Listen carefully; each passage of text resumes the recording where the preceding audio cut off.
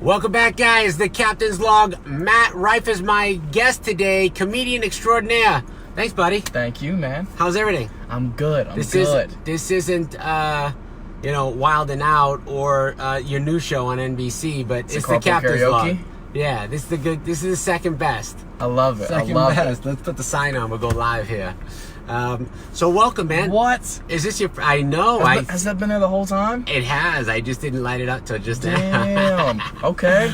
That's great, right? So tell me, first time in Florida. Mm-hmm. What do you think? You just got here. I love it. I've been to Tampa, but this is different.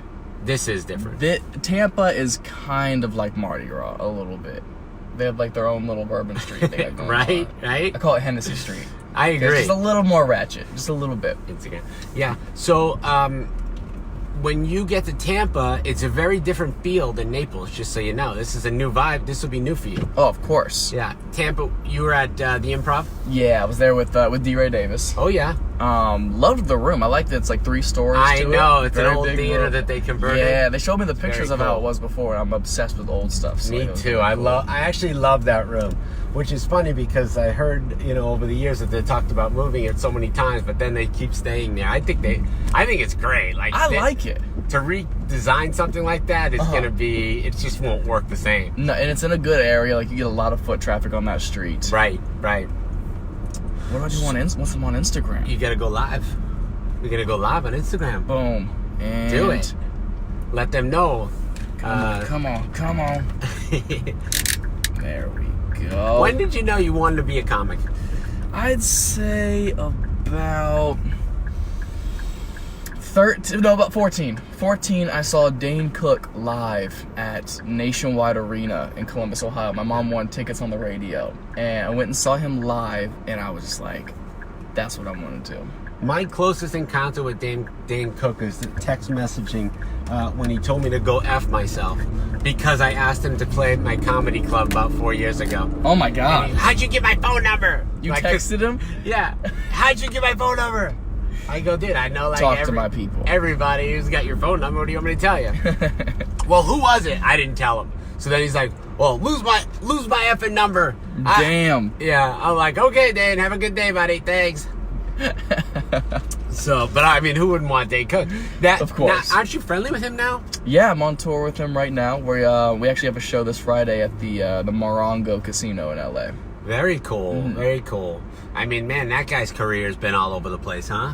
Yeah, man, he's building it back up too, man. He's getting ready to do a special, I think like next year or something like that, and it's looking really good, man. I'm loving the new stuff. Good for him. Yeah, man. The theaters we're doing are amazing. The tour is like it's a dream come true, man. Like him being like my idol growing up and like really wanting me to like enough inspire about me to Dane get into Cook. stand He's not going up. to be on the podcast, This is all about you. But today. I'm thankful. Yes. No, for real. So you were 14. You decided I want to be a stand-up comic. Did your parents look at you and go like, "Dude, you're crazy. Like, not a chance." Or did they? I mean, because like if I said that, my parents would be. They're pretty much have always been open to everything that I've ever tried. Mm-hmm. But I don't know about like Hollywood showbiz stuff back then. If they would have been like.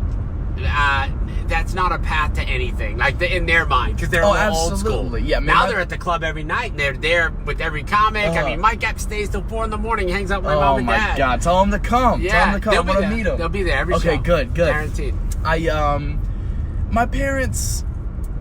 Nobody in my family has ever like been to college, really. Okay. So like no one, there was no pressure to do that. Yeah. And nobody in my hometown leaves my hometown, so it's like there was no real expectations. Like at first, it was obviously just like a fun thing to do. Where originally you from? It's a really, really, really small town, like an hour west of Columbus, called North Lewisburg. Okay. And pretty much you go to high school, you get pregnant, you graduate, and then you get a job. Not the guys, though, just the girls. No, you'd be surprised. They both can. Yeah, they both. That's a small town. Yes. That's a small town. And like I said, I was doing it for fun. And things just kind of started to snowball. I started to make a little bit of money for it, traveling for it, and it started to look like. And you met Stroop at Columbus? Yeah, Stroop, actually, I owe a lot to because, I mean, I'm sure your club is the same. You guys have like an open mic night, right? We do. Not as much because We try to do it like once a month or once every other month. But I know that they have a really big open mic scene there. Well, you know, most comedy clubs in general are 21 and over. Correct. So I was 15 at the time. Wow. And I wrote Stroop an email being like, hey, I'm not 21, I'm 15, but like, if I have a parent with me or something, could I still like come try this or whatever? And luckily he said yes. He like, did, huh? Most comedy club owners would be like, I can't. I would think Stroop would say no. Yeah, because you'd be like, first of all, for what? Like, what are you going to do stand up for? Yeah. Second of all, like, I'm not going to risk losing my liquor license. I'm happy something. he did that for you. That's great. Me too, man. He's been a good dude for me. I mean, I talk to him every once in a while, and we've personally never met face to face.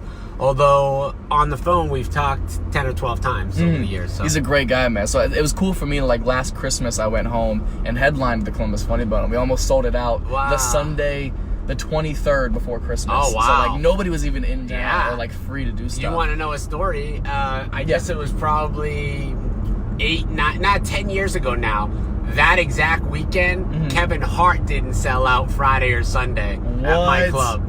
Yeah. How long ago was this? Maybe 9-10 years ago. Wow. Yeah. He sold out Kevin Friday Hart. And Saturday, but that weekend of Christmas was the first time I ever had him.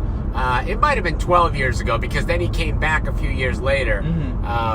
But yeah, that's a hard weekend, man. It's impossible. So that's how big that's how big your show was on Sunday. Yeah, it was fun, man. I mean, total dick move by Stroop to be like, good luck. He just threw you out there and was like, yeah, have a good day. But it was a great turnout, man. It was a really fun show, and I got to be home for the holidays and everything. So that was a good time. Stroop has been good to me. And the other reason why he's smart, he did that because everybody came home for the holidays, and since you're locally from that area. You know, you could have brought a lot of your buddies. It's a good move. It's a good move. From a comedy club booking side, I like it. Yeah. No, it was a great time, man. And so I moved to LA at 17. I started when I was at 15, and the first 2 years were just like so fast that when How'd you move to LA at 17? Because in my head, I'm thinking like, where did you stay? Did your parents go with you? No, my family has never been to LA ever. My mom's coming to LA for the first time in like I think 3 weeks or 4 weeks. Wow. Yeah, she has no idea what my life has been like for the past 6.5 years. Not a clue. But you made it on your own, man. Congrats. Yeah, thank you. Big congrats. That's huge. She's excited. She's gonna hate it. Like my it's family's nothing like back home. No, like my family's so like blue collar and not into like fancy shit. Like whenever I go home, I'm always like, where do you guys want to eat? Like anywhere, pick fucking anywhere. And like I'll go pay they for say us. Carrabba's. Olive Garden. I knew that's Olive where it was Garden going. Or like P.F. Chang's. Hi sis, my sisters say hi. How are you? Ahmed, Kathleen, what's going on? This is the Captain's Log, guys. Thanks for watching. Oh, what's up, Ahmed? Matt Rife, up and coming, one of the newest faces in comedy, gonna be a big star. You're already on your way, man. It's a pleasure to have you. I'm happy. Like, so you're 23 now? 23. I'll be 24 in September. And you started comedy at 17? 15. 15. Yeah. But at 17 you went to LA. And now, how long have you been headlining? I've been headlining for about, regularly, I'd say about a year and a half. So you are either the youngest or the second youngest. Eric Myers headlined the club. Oh, Eric, I love Eric. Eric's great, right? He's one of my favorites. Funny, man. Batshit crazy, but funny as all hell. But he cracks me. I mean, his Taco Bell bit is just it's amazing. Golden. It's gotten so much better too.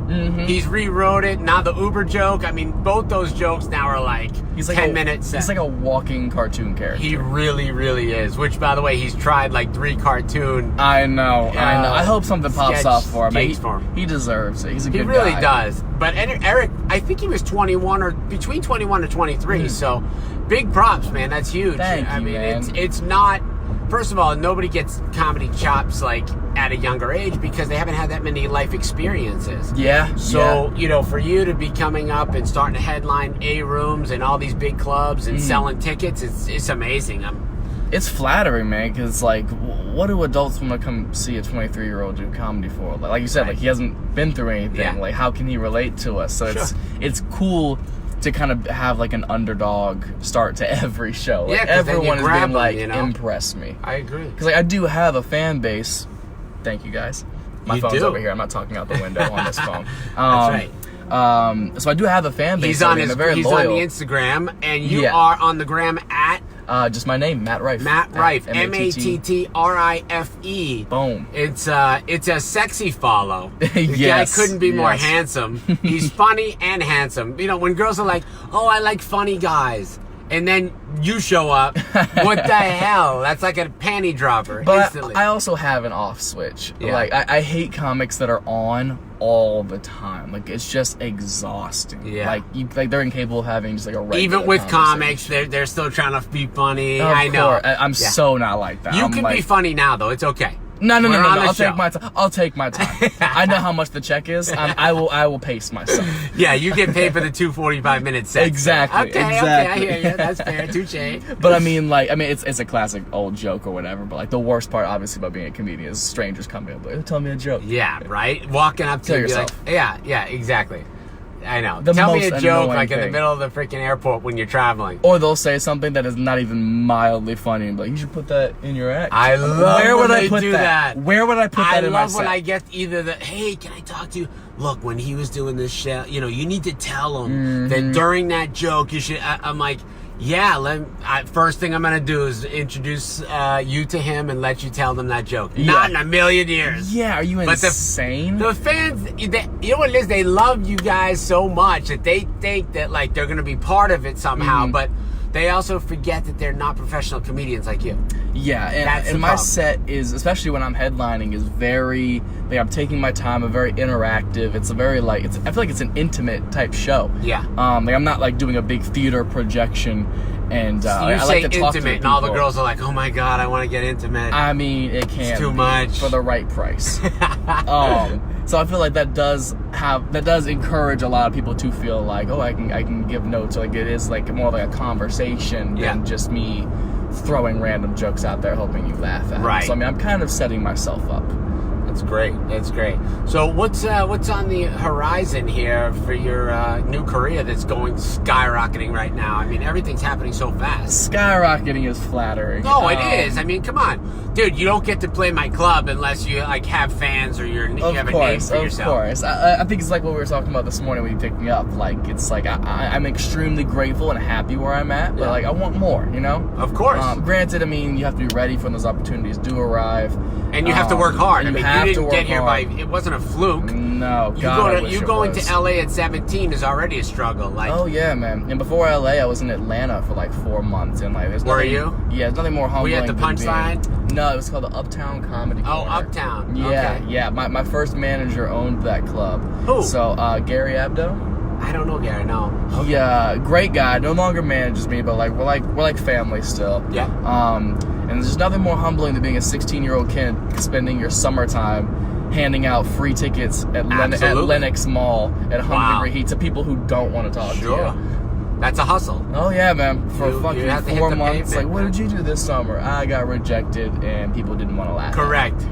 Um, And then you're like, hey, these are free comedy tickets. People are like, ugh. Yeah. Like, I don't even What's want it the because I'm not going to catch? throw it away. Mhm. Right? Like, they look at you like you're disgusting. It's so hard to give people They still free look shit. at me when I give them free shit like that. Like, what's the catch? I'm like, no, you wash my car, appreciate it. Here's a tip, but here's 2 tickets if you want. And then, like, if they don't, like, if it doesn't register with them, and I'm giving them a free ticket or come see this show for free or something because I appreciate them, they look at you like, no, I don't want your solicitation, right? Yeah, like you're Jehovah's Witness. Exactly. Like, relax. No one's trying to Instantly, it recruit you. clicks. It goes from like them thanking you for the money. And then sometimes I'm done.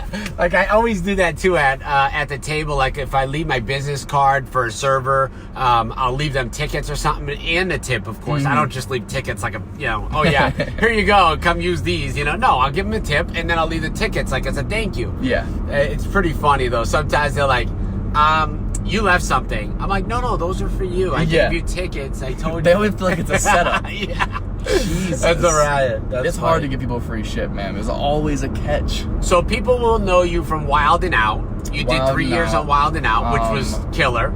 It was fun while it lasted. It ended up not being my cup of tea. Like it definitely just became something I didn't want to I'm really working be a part right now of. on bringing a Wild and Out show for Halloween weekend, and I'm gonna do wild and out Halloween theme party too, where they could dress like Oh, that would be fun. We would roast the shit out of them. Right? That would be so much fun, actually. So I think that hopefully it's going to come together, because Halloween weekend is a hard weekend. But if we do it with a package like that, that'd be really cool, because then everyone can dress up and like, be part of the show. I was headlining the San Diego Comedy Co last year for Halloween weekend. It was so much fun. They had a costume night and everything. It was a really good time. Really? So I like that idea a lot. Yeah, cool.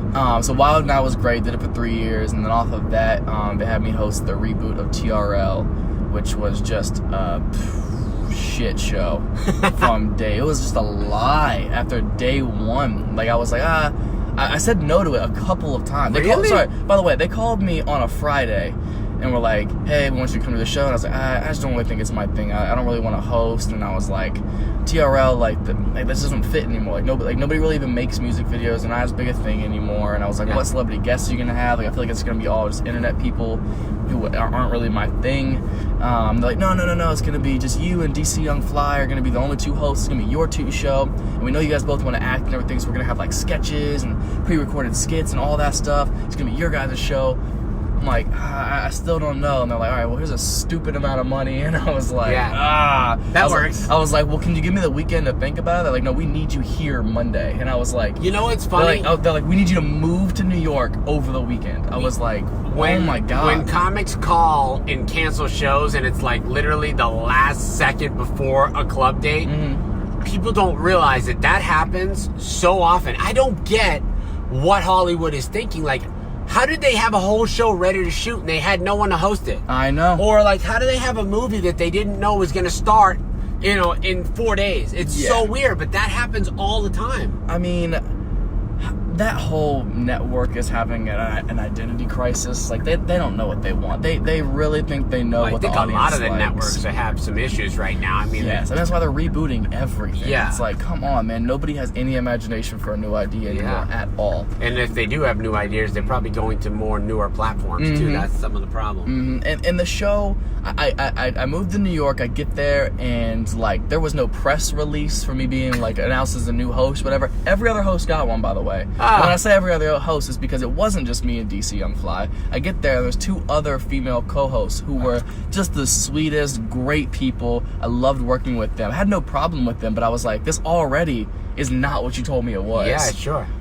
There ended up never being a press release. I just kind of randomly appeared on the show that they already announced on all the platforms. And then the show just like, I mean, we have writers and everything, and being a comic, like, I want the things I'm saying to be funny. Yeah. And well, at least on TV, and I'm getting there like 7 o'clock in the morning for rehearsals and run through. I'm going through the script. I'm like, I can't say this shit. Yeah, like, it's hard. This isn't funny at all. And they're like, all right, well, what do you want to say? And I'm like, all right, well, rewrite. They're like, well, you can't say this on MTV. And I was like, why am I here? Yeah. Like, you want me to just be a talking robot?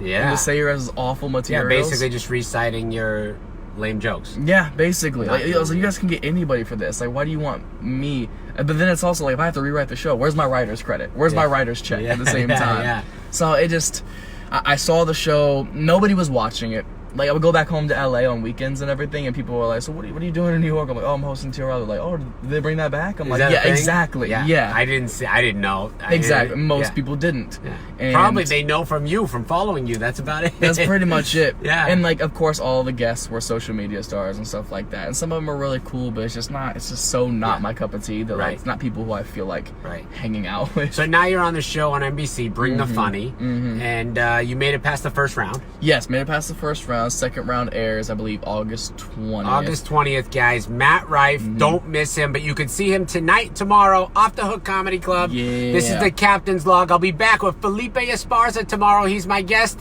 And Kelsey Kraft, don't miss her. My goodness, she's going to be potentially the next Miss USA. Is she really? Oh, yes. When did she get here? Yeah, I'll